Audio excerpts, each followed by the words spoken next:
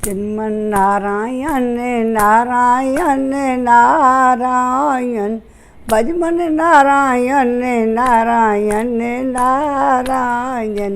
गोविंद मेरो है गोपाल मेरो है, कृपा के बिहारी नंदलाल मेरा है। श्रीमन नारायण नारायण नारायण, भजमन नारायण नारायण नारायण। तुम भी भजो। श्रीमन नारायण नारायण नारायण, भजमन नारायण नारायण नारायण। गोविंद मेरो है गोपाल मेरो है, कृपा के बिहारी नंदलाल मेरो है। बांके बिहारी जय हो तुम्हारी, जय हो तुम्हारी लाला जय हो तुम्हारी। चलो आज नवमें स्कंद का 16वां अध्याय पढ़ेंगे। इसमें परशुराम जी के द्वारा क्षत्रिय संहार और विश्वामित्र जी के वंश की कथा, और आगे दो एक और पढ़ेंगे, छोटे आके बताएंगे।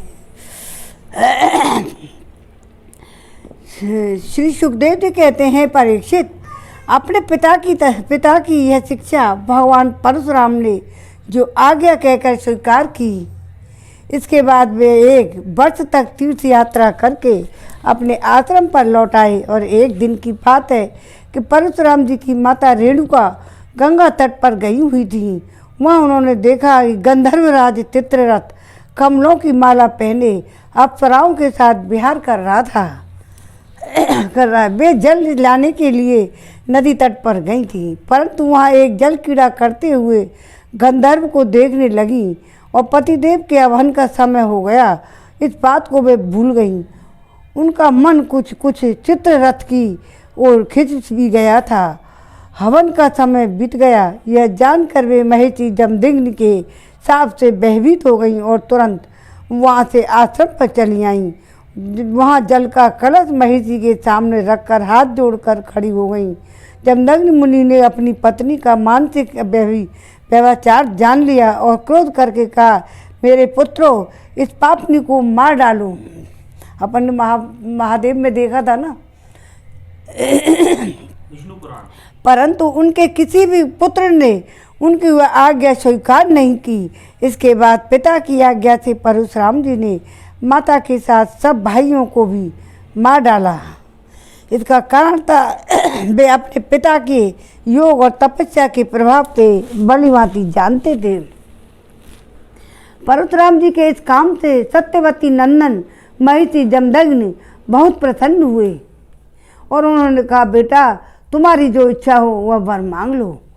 परशुराम जी ने कहा, पिताजी, मेरी माता और सब भाई जीवित हो जाएं।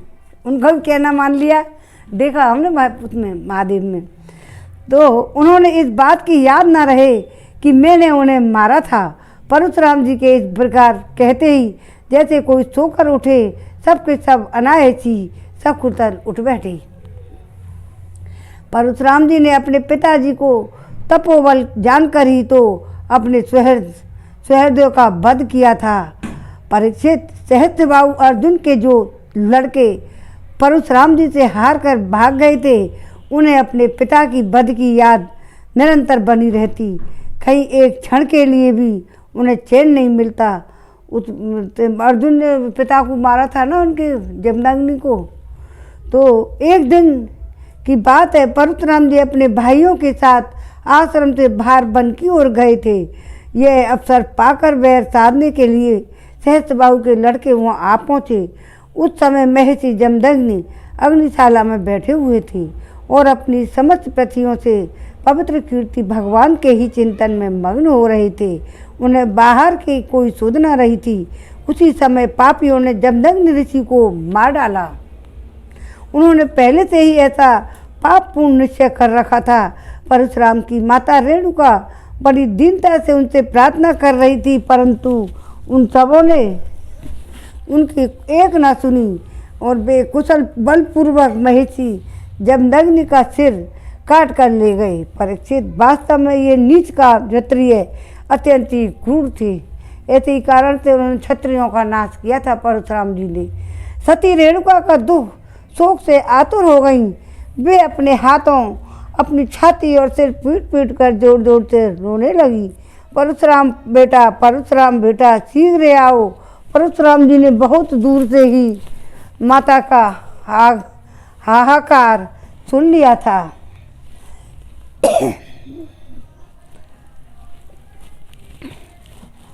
ये कहाँ गए? वे बड़ी प्रसन्नता शीघ्रता से आश्रम पर आए और वहाँ आकर देखा पिताजी मार डाले गए हैं। परीक्षित, उस समय परशुराम जी को बड़ा दुख हुआ, साथ ही क्रोध, ऐसे ही शूरता, मानसिक पीड़ा और शोक के वेग से वे अत्यंत ही मोहित हो गए। और हाथ पिताजी, आप तो बड़े महात्मा थे। पिताजी, आप तो धर्म के सच्चे पुजारी थे। आप हम लोगों को छोड़कर स्वर्ग चले गए। इस प्रकार विलाप कर उन्होंने पिता का शरीर तो भाइयों को सौंप दिया और स्वयं हाथ में फरसा उठाकर क्षत्रियों का संहार कर डालने के निश्चय कर लिया। परीक्षित, परशुराम जी ने महिष्मती नगरी में जाकर सहस्त्रबाहु अर्जुन के पुत्रों के सिरों से नगर की बीचों बीच एक एक भारी पर्वत खड़ा कर दिया। उस नगर की शोभा तो उन ब्रह्मघाती नीच क्षत्रियों के कारण ही नष्ट हो चुकी थी। उनके रक्त से एक बड़ी भयंकर नदी वह बह निकली, जिसे देखकर ब्राह्मण द्रोहियों का हृदय भय से कांप उठता था। भगवान ने देखा कि वर्तमान क्षत्रिय अत्याचारी हो गए हैं, इसलिए राजन उन्होंने अपने पिता के वध को निमित्त बनाकर 21 बार पृथ्वी को क्षत्रिय विहीन कर दिया था। और कुरुक्षेत्र के संवत पंचक में ऐसे 5 तालाब बना दिए जो रक्त के जल से भरे हुए थे। परशुराम जी ने बड़े पिताजी का सिर लाकर उनके धड़ से जोड़ दिया और यज्ञों द्वारा सर्वदेव में आंश स्वरूप भगवान का यजन किया। यज्ञों में उन्होंने पूर्व दिशा में होता को दक्षिण दिशा में, ब्रह्मा को पश्चिम दिशा में और आदिवर्यु को और उत्तर दिशा और सामगन करने वाले उद्गाता को दे दी। इसी प्रकार अग्निकोण और द्विदिशाएं ऋतुजों को तो कश्यप जी को मध्य भूमि दी, उपद्रष्टा को आर्यव्रतम दिया और अपने सदस्यों को अनान्य दिशाएं प्रदान कर दी। इसके बाद यज्ञांत स्नान करके वे समस्त पापों से मुक्त हो गए और ब्रह्म नदी सरस्वती में तट पर मेघ रहित सूर्य के समान शोभामान हुए। महर्षि दमदग्नि को स्मृति रूप में संकल्प में शरीर की प्राप्ति हो गई। परशुराम जी से सम्मानित होकर वे सप्तऋषियों के मंडल में 7वें ऋषि हो गए। परीक्षित, कमल लोचन जमदग्नि नंदन भगवान परशुराम आगामी मनवंतरों में सप्तऋषियों में मंडप में जाकर रहकर वेदों का विस्तार करने लगे और वे आज भी किसी को किसी प्रकार का दंड नहीं देते हुए शांत चित्ते महेंद्र पर्वत पर निवास करते हैं। वहाँ सिद्ध गंधर्व और चारण उनके चरित्र का मधुर स्वन से गुणगान करते हैं। सर्वशक्तिमान विश्वात्मा भगवान श्री हरि ने उस प्रकार की भृगवंशियों के अवतार में ग्रहण करके पृथ्वी का भारभूत राजाओं का बहुत बार वध किया। महाराज गारी के पुत्र हुए प्रज्वलित अग्नि के समान परम तेजस्वी और विश्वामित्र जी, जिनके पहले भी आ चुका है, तो इन्होंने अपने तपोबल से क्षत्रिय तहत का त्याग करके ब्रह्म तेज प्राप्त कर लिया। परीक्षित, विश्वामित्र जी के 100 पुत्र थे। उनमें बिचले पुत्र का नाम था मधुछंदा। इसलिए सभी पुत्र मधुछंदा के ही समान नाम से विख्यात हुए। विश्वामित्र जी ने भृगवंशी अजित गर्त के पुत्र अपने भांजे पुनश्चेत को, जिसका एक नाम देवरात भी था, पुत्र रूप में स्वीकार कर लिया। और अपने पुत्रों से कहा, तुम लोग इसे अपना बड़ा भाई मानो, यह तुम लोगों को अब इसे अपना बड़ा भाई मानो। यह वही प्रसिद्ध रघुवंशी पुनः शेप था जो हरिश्चंद्र के यज्ञ में यज्ञ पशु के रूप में मोल लेकर लाया गया था। विश्वामित्र जी ने प्रजापति वरुण और देवताओं की स्तुति करके उस पाश बंधन से छुड़ा लिया था। देवताओं के यज्ञ में यही सुने शेप देवताओं द्वारा विश्वामित्र जी को दिया गया था। अतः देवहे राते इसे व्युत्पत्ति के अनुसार गादी वंश में यह तपस्वी देवरात नाम से प्रसिद्ध हुआ, विख्यात हुआ। विश्वामित्र जी के पुत्रों में जो बड़े थे उन्हें शनुशेप के बड़ा भाई और मानने की बात अच्छी ना लगी। फिर क्या हुआ, इस पर विश्वामित्र जी ने क्रोधित होकर उन्हें शाप दे दिया कि दुष्टों, तुम सब मलिच्छ हो जाओ। इस प्रकार जब 49 भाई मलिच्छ हो गए तब विश्वामित्र जी ने बिचले पुत्र मधुसूदन ने अपने से छोटे 50 भाइयों के साथ कहा, पिताजी हम लोगों की तो आज्ञा करते हैं, हम आप उसका पालन करने के लिए तैयार हैं, आप जो आज्ञा देंगे उसको करने की तैयार हैं। यह कहकर मधुसूदन ने मंत्र दृष्टा पुनः शेप को बड़ा भाई स्वीकार कर लिया और कहा, हम तब तुम्हारे अनुयायी और छोटे भाई हैं। तब विश्वामित्र जी ने अपने इस आज्ञाकारी पुत्रों से कहा, तुम लोगों ने मेरी बात मानकर मेरे सम्मान की रक्षा की है, इसलिए तुम लोग जैसे सुपुत्र प्राप्त करके मैं धन्य हुआ, मैं तुम्हें आशीर्वाद देता हूँ, तुम्हें भी सुपुत्र प्राप्त होंगे। मेरे प्यारे पुत्रों, यह देवरात पुनः शेप से तुम्हारे ही गोत्र का है, तुम लोग इसकी आज्ञा में रहना। परीक्षित विश्वामित्र जी के अष्टक हरित, जय और कीर्तिमान आदि और भी पुत्र थे। इस प्रकार विश्वामित्र जी संतानों से कौशिक गोत्र में कई भेद हो गए और देवरात को बड़ा भाई मानने के कारण उसका प्रवर ही दूसरा हो गया। विराम 16वें अध्याय में 17वें अध्याय। श्रीमन नारायण नारायण नारायण, भजमन नारायण नारायण नारायण, गोपाल मेरो है गोविंद मेरो है, श्री बांके बिहारी नंदलाल मेरो है। अब 17वां अध्याय 9वें स्कंद का छत्रभद्र रजि आदि राजाओं का वंश का वर्णन। छत्रभद्र रजि आदि राजाओं के वंश का वर्णन। सुखदेव जी कहते हैं, परीक्षित, राजेंद्र पुरुरवा का एक पुत्र था आयु, उसके 5 लड़के हुए, नहुष, छत्रभद्र, रजि, शक्तिशाली, रंभ और अनेना। अब छत्रभद्र का वंश सुनो। छत्रभद्र के पुत्र थे सुहोत्र के 3 पुत्र हुए, काश्य, कुश और घृतमद का पुत्र हुआ सुनक। इसी सुनक के पुत्र में ऋग्वेदियों में श्रेष्ठ मुनिवर शौनक जी हुए। काश्य का पुत्र काशी और काशी का राष्ट्र का दीर्घत्मा और दीर्घत्मा के धन्वंतरी, जो आयुर्वेद के हैं। राष्ट्र का दीर्घत्मा और दीर्घत्मा के धन्वंतरी, यही आयुर्वेद के प्रवर्तक हैं। ये यज्ञभाग के भोक्ता और भगवान वासुदेव के अंश हैं। इनके स्मरण मात्र से ही सब प्रकार के रोग दूर हो जाते हैं। धन्वंतरी का पुत्र हुआ केतुमान और केतुमान का भीमरथ, भीमरथ का देवोदास और देवोदास का धूमान, जिनका नाम प्रतिदर्दन, देवोदास का धूमान जिसका नाम प्रतर्दन भी है, और धूमान शत्रुजित, वत्स और ऋतुध्वज और कुवलयाक्ष के नाम से भी प्रसिद्ध हैं। धूमान के ही पुत्र अलर के आदि हुए। परीक्षित, अलर के सिवा और किसी राजा ने 66,000 वर्ष तक युवा रहकर 66,000 युवा रहकर पृथ्वी का राज्य नहीं भोगा। अलर्क का पुत्र हुआ संतति का सुनीत और सुनीत का सुकेतन का धर्मकेतु और धर्मकेतु का हुआ सत्यकेतु।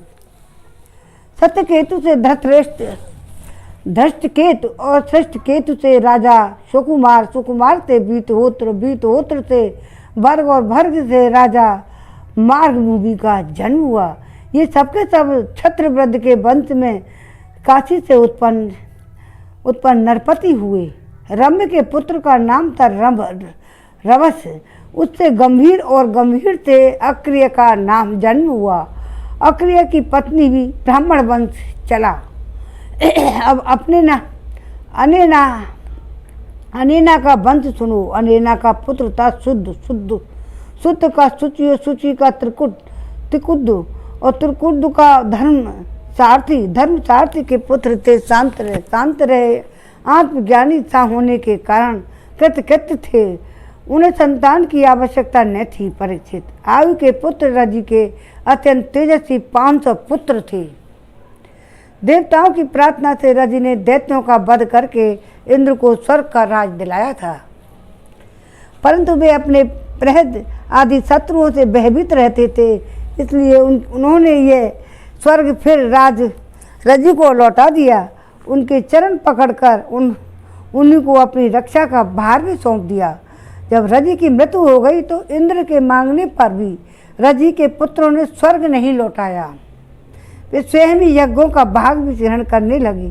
तब गुरु बृहस्पति जी ने इंद्र की प्रार्थना से अभिचार विधि से हवन किया। इससे वे धर्म के मार्ग से भ्रष्ट हो गए। तब इंद्र ने अनायास ही उन सब रजि के पुत्रों को मार डाला। उनसे कोई भी न बचा। छत्रव्रत के पौत्र कुछ से प्रति से संजय और संजय से जय का जन्म हुआ। जय से कृति और कृति से राजा हरवन और हरवन से सहदेव और सहदेव से हीन और हीन से जयसेन नामक पुत्र हुए। जयसेन का संस्कृति का पुत्र हुआ महारथी वीर शिरोमणि जय। छत्रव्रत की वंश परंपरा में इतने नरपति हुए। अब नहुस वंश का वर्णन सुनो। अब 17वां अध्याय में विराम एक पन्ना का 18वां अध्याय 18 अध्याय ययाति चरित्र। सुखदेव जी कहते हैं कि परीक्षित, जैसे शरीरधारियों को 6 इंद्रियां होती हैं, वैसे नहुस के 6 पुत्र थे। उनका नाम था यति, ययाति, सयाति और अयाति और ब्याति और कति। नहुस अपने बड़े पुत्र यति को राज देना चाहते थे, परंतु उसने स्वीकार नहीं किया, क्योंकि वह राज पाने का परिणाम जानता था। राजा एक ऐसी वस्तु है जो उसके दाव पेच और प्रबंध आदि में भीतर प्रवेश कर जाता है। वो अपने आप स्वरूप को नहीं समझ पाता, उसमें लग जाता है ना अपने परिवार में। वह अपने आप स्वरूप को नहीं समझ पाता, जंजाल है ये ग्रस्त भी। जब इंद्र पत्नी सची से सहवास करने की चेष्टा करने के कारण नहुस को ब्राह्मणों ने इंद्र पद से गिरा दिया। ये नहुस महादेवी का दामाद और अजगर बना। तब वह राजा के पद पर ययाति बैठे। ययाति ने अपने 4 छोटे भाइयों को 4 दिशाओं में नियुक्त कर दिया और स्वयं शुक्राचार्य की पुत्र देवयानी और दैत्यराज बृहस्पति की पुत्री शर्मिष्ठा को पत्नी के रूप में स्वीकार करके पृथ्वी की रक्षा करने लगे। राजा परीक्षित ने पूछा, भगवान, शुक्राचार्य तो ब्राह्मण थे और ययाति क्षत्रिय, फिर ब्राह्मण कन्या क्षत्रिय वर का प्रतिलोम उल्टा पुल्टा विवाह कैसे हुआ? श्री सुखदेव जी कह रहे हैं कि राजा दानवराज बृहस्पति की एक बड़ी मान्य कन्या थी। उसका नाम था शर्मिष्ठा। वह एक दिन अपने गुरुपुत्री देवयानी और हजारों सखियों के साथ अपनी राजधानी में श्रेष्ठ उद्यान में टहल रही थी। उस उद्यान में सुंदर सुंदर पुष्पों से लदे हुए अनेक वृक्ष थे। उसमें एक बड़ा ही सुंदर सरोवर था। सरोवर में कमल खिले हुए थे और उन पर बड़े ही मधुर स्वर से भौरे गुंजार कर रहे थे। उसकी ध्वनि से सरोवर का तट गूंज रहा था। जलाशय के पास पहुंचने पर उन सुंदरी कन्याओं ने अपने अपने वस्त्र से घाट पर रख दिए और इस तालाब में प्रवेश करके वे एक दूसरे जल उलीच कर क्रीड़ा करने लगी। उसी समय उधर से पार्वती जी के साथ बैल पर चढ़े हुए भगवान शंकर आ निकले। उनको देखकर सबकी सब कन्याएं सकुचा गई और उन्होंने झटपट सरोवर में से निकल के अपने अपने वस्त्र पहन लिए। शीघ्रता के कारण शर्मिष्ठा ने अनजाने में देवयानी के वस्त्र को अपना वस्त्र समझकर पहन लिया। इस पर देवयानी क्रोध के मारे आग बबूला हो गई। उसने कहा, अरे देखो तो सही, इस दासी ने कितना अनुचित काम कर डाला। राम राम, ये जैसे कुतिया यज्ञ का हवच उठा ले जाए वैसे ही इसने मेरे वस्त्र पहन लिए हैं। जिन ब्राह्मणों ने अपने तपोवन से इस संसार की सृष्टि की है, वो जो परम पुरुष परमात्मा के मुख रूप हैं, जो अपने हृदय में निरंतर ज्योतिर्मय परमात्मा को धारण किए रहते हैं और जिन्हें संपूर्ण प्राणियों के कल्याण के लिए वैदिक मार्ग का निर्देश किया है। बड़े बड़े लोकपाल तथा देवराज इंद्र ब्रह्मा आदि भी जिनके चरणों की वंदना की सेवा किया करते हैं। और तो क्या, लक्ष्मी जी के एकमात्र आश्रय परम पावन विश्वात्मा भगवान भी जिनकी वंदना और स्तुति करते हैं ब्राह्मण देव की। उन्हीं ब्राह्मणों में हम सबसे श्रेष्ठ भृगुवंशी हैं और पिता तो प्रथम असुर हैं, फिर हमारा शिष्य है।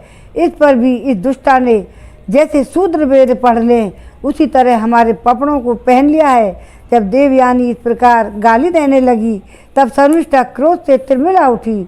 वह चोट खाई हुई नागिन के समान लंबी सांस लेने लगी। उसने अपने दांतों से होठ दबा कर कहा, भिखारन, तू इतना बहक रही है, तुझे कुछ अपनी बात का भी पता है? जैसे कौवे और कुत्ते हमारे दरवाजे पर रोटी के टुकड़ों के लिए प्रतीक्षा करते रहते हैं, वैसे ही क्या तुम भी हमारे घरों की ओर नहीं ताकती रहती? शर्मिष्ठा ने इस प्रकार बड़ी कड़ी बात कहकर गुरुपुत्री देवयानी का तिरस्कार किया और क्रोधवश उसके वस्त्र छीनकर उसे कुएं में ढकेल दिया। शर्मिष्ठा के आगे चले जाने के बाद संयोगवश शिकार खेलते हुए राजा ययाति उधर आ निकले। उन्हें जल की आवश्यकता थी, इसलिए कुएं में पड़ी हुई देवयानी का उन्होंने देख लिया।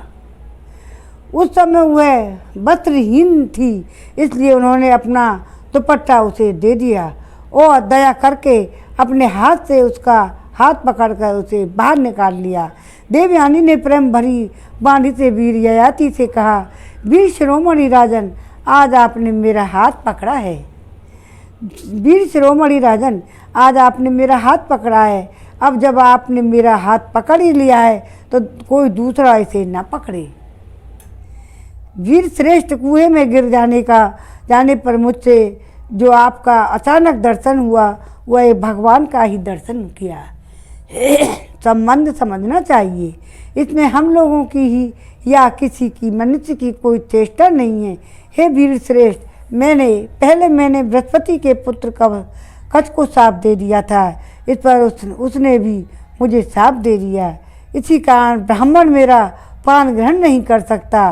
ययाति को सत्य प्रतिकूल होने के कारण वह संबंध अविच्छिन्न था, परंतु उन्होंने देखा कि प्रारब्ध ने स्वयं ही मुझे ये उपहार दिया है, मेरा मन भी इसकी ओर खिंच रहा है, इसलिए ययाति ने उसकी बात मान ली। ऐसे हुआ संबंध। वीर राजा ययाति जब चले गए तब देवयानी रोती पीटती अपने पिता शुक्राचार्य के पास पहुंची। वह शर्मिष्ठा ने जो कुछ किया था वह सब उन्हें कह सुनाया। शर्मिष्ठा के व्यवहार से भगवान शुक्राचार्य भी मन उचट गया।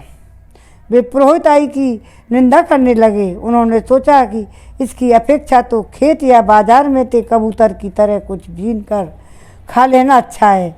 अतः अपनी कन्या देवयानी को साथ लेकर नगर से निकल पड़े। बृहस्पति जी का पुत्र, इसमें थोड़ा सा सार है, कच्छ शुक्राचार्य से मृत संजीवनी विद्या पढ़ता था। अध्ययन समाप्त करके जब वह अपने घर जाने लगा, देवयानी से उसे वर्ण करना चाहा, परंतु गुरुपुत्री होने के कारण कच्छ ने उसका प्रस्ताव स्वीकार नहीं किया था। इस पर देवयानी ने उसे शाप दे दिया था। शाप क्यों दिया था? तुम्हारी पढ़ी हुई विद्या निष्फल हो जाए।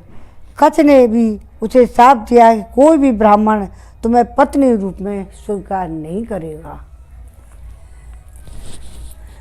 जब बृहस्पति को यह मालूम हुआ तो उनके मन में यह शंका हुई, गुरुजी कहीं शत्रुओं की जीत न करा दें और अथवा मुझे साप न दे दें। अतः वे उनको प्रसन्न करने के लिए पीछे पीछे गए और रास्ते में अनेक चरणों पर सिर के बल गिर गए। भगवान शुक्राचार्य का क्रोध तो आधे ही क्षण का था। उन्होंने बृहस्पति से कहा, राजन, मैं अपनी पुत्री देवयानी को नहीं छोड़ सकता, इसलिए उसकी जो इच्छा हो तुम पूरी कर दो, फिर मुझे लौट चलने में कोई आपत्ति न होगी। जब बृहस्पति ने ठीक है कहकर उनकी आज्ञा स्वीकार कर ली। जब देवयानी ने अपने मन की बात कही, उसने कहा, पिताजी मुझे जिस किसी को भी दे दें और मैं कहीं भी जहाँ कहीं जाऊँ, शर्मिष्ठा अपनी सहेलियों के साथ मेरी सेवा के लिए वहीं चली। शर्मिष्ठा ने अपने परिवार वालों का संकट और उनके कार्य का गौरव देखकर देवयानी की बात स्वीकार कर ली। वह अपनी 1000 सहेलियों के साथ दासी के समान उसकी सेवा करने लगी। उल्टा हो रहा है फिर। शुक्राचार्य जी ने देवयानी का विवाह राजा ययाति के साथ कर दिया। शर्मिष्ठा को दासी के रूप में देखकर उनसे कह दिया, राजन, इसको अपनी सेज पर कभी नहीं आने देना।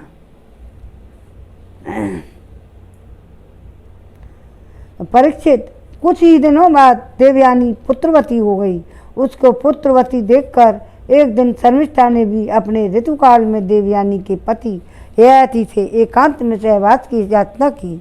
शर्मिष्ठा के पुत्र के लिए प्रार्थना धर्म संगत है और यह देखकर धर्मज्ञ राजा ययाति ने शुक्राचार्य की याद रख रहने पर भी यह निश्चय किया कि समय पर प्रारब्ध के अनुसार जो होना होगा वो हो जाएगा। देवयानी के 2 पुत्र हुए, यद और तुर्वस, तथा बृहस्पति की पुत्री शर्मिष्ठा के 3 पुत्र हुए, दुहिन, अनु और पुरु। जब माननी देवयानी को यह मालूम हुआ शर्मिष्ठा को भी मेरे पति के द्वारा ही गर्भ रहा था, तब उसने क्रोध से विशुद्ध होकर अपने पिता के घर चली गई। कामी ययाति ने मीठी मीठी बातों से अनुनय विनय और चरण दबाने आदि के द्वारा देवयानी को मनाने की चेष्टा की। उसके पीछे पीछे वहाँ तक गए परंतु मना ना सके। शुक्राचार्य ने भी क्रोध से भरकर ययाति से कहा, तू अत्यंत स्त्री लंपट और मंद बुद्धि और झूठा है। जा तेरे शरीर में यह बुढ़ापा आ जाए जो मनुष्यों को कुरूप बना देता है। ययाति ने कहा, ब्राह्मण, आपकी पुत्री के साथ विषय भोग करते करते अभी मेरी तृप्ति नहीं हुई है। इस साप को तो आपकी पुत्री का भी अनिष्ट ही है। इस पर शुक्राचार्य जी ने कहा, अच्छा जाओ, जो प्रसन्नता से तुम्हें अपनी जवानी दे दे उससे अपना बुढ़ापा बदल लो। शुक्राचार्य जी ने जब ऐसी व्यवस्था दे दी तब अपनी राजधानी में आकर ययाति ने अपने बड़े पुत्र यदु से कहा, बेटा तुम अपनी जवानी मुझे दे दो और अपने नाना का दिया हुआ यह बुढ़ापा तुम स्वीकार कर लो, क्योंकि ये मेरे प्यारे पुत्र, मैं अभी विषयों से तृप्त नहीं हुआ हूँ, इसलिए तुम्हारी आयु लेकर मैं कुछ वर्षों तक आनंद भोगूंगा। यदु ने कहा, पिताजी, बिना समय के ही प्राप्त हुआ आपका बुढ़ापा लेकर मैं तो जीना भी नहीं चाहता हूँ, क्योंकि कोई भी मनुष्य जब तक विषय सुख का अनुभव नहीं कर लेता। अब बाप एकदम जवान दिख रहा है और एकदम बुढ़ापा आ गया, बेटा तरस आ गया है, बेटा ने तो कह दी हाँ बढ़ली, तब तक उससे वैराग्य नहीं होता। परीक्षित, इसी प्रकार तुर्वस, ध्रुव और अनु ने भी पिता की आज्ञा अस्वीकार कर दी। सच पूछो तो उन पुत्रों को धर्म का तत्व मालूम नहीं था। स्वीकार नहीं की। दोबारा करूं? नहीं, दोबारा नहीं, स्वीकार नहीं की। उस पुत्र ने भी, किसी ने भी नहीं। उसने तो स्वीकार कर लिया। देखो, कोई भी मनुष्य जब तक विषय सुख का अनुभव नहीं कर लेता तब तक उसे वैराग्य नहीं होता। परीक्षित, इसी प्रकार तुर्वस, ध्रुव और अनु ने भी पिता तो मैंने कोई ने स्वीकार ना करो। उसने भी नहीं करी, पहले वाले ने। हाँ, नहीं किया, किसी ने नहीं किया। परीक्षित, इसी प्रकार तुर्वस, जो बाकी पुत्र शर्मिष्ठा के, तुर्वस, दुर्यो और अनु ने भी पिता की आज्ञा स्वीकार कर दी। सच पूछो तो उन पुत्रों को धर्म का तत्व बिल्कुल मालूम नहीं था। वे इस अनित्य शरीर को ही नित्य माने बैठे थे।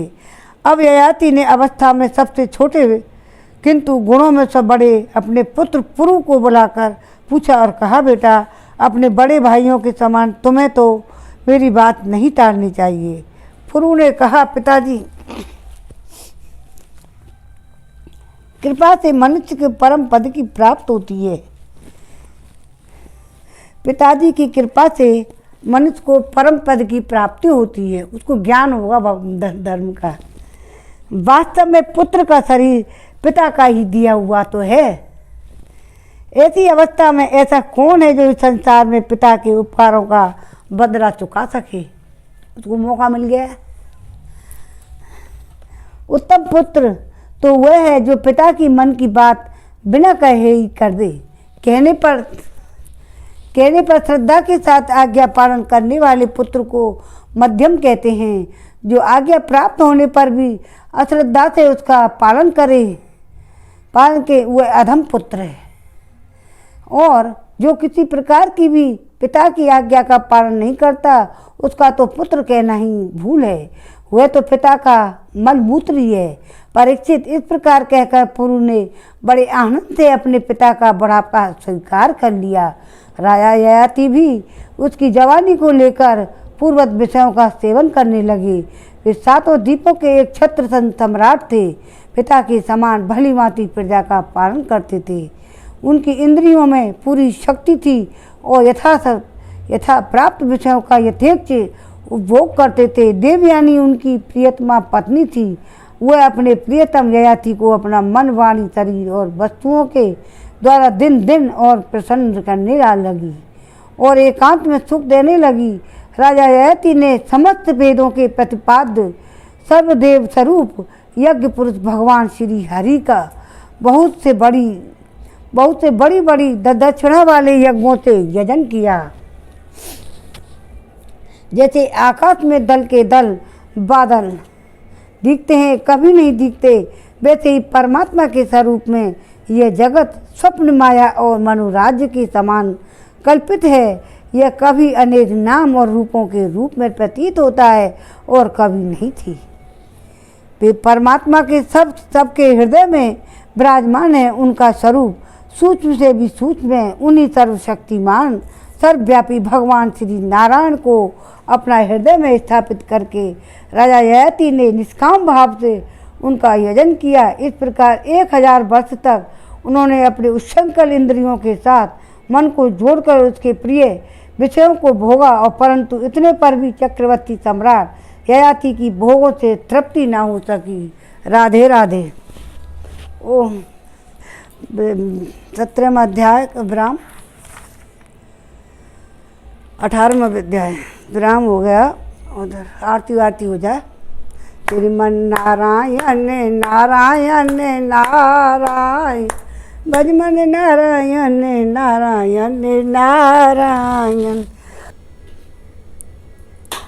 श्री भागवत भगवान की है आरती, पापियों को पाप से है तारती। श्री भागवत भगवान की है आरती, पापियों को पाप से है तारती।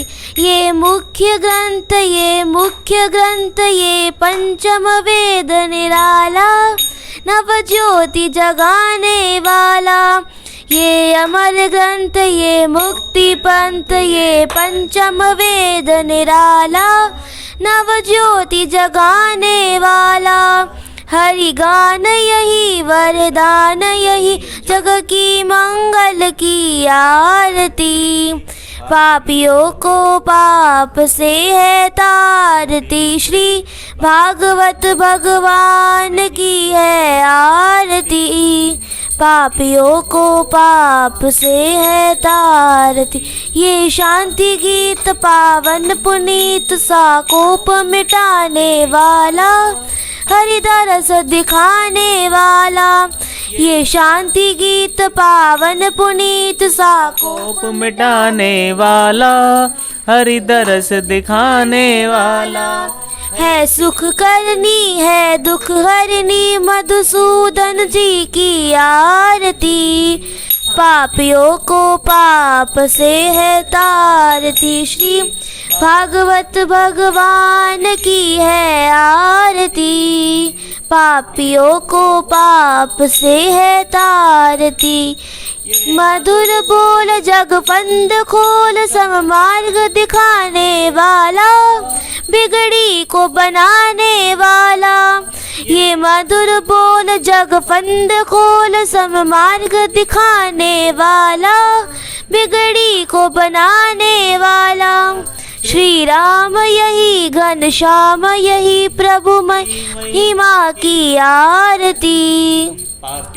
को पाप से है तारती, श्री भागवत भगवान की है आरती। पापियों को पाप से है तारती। ओम नमो भगवते वासुदेवाय। आज के आनंद की जय। जय जय श्याम, जय जय श्री राधे।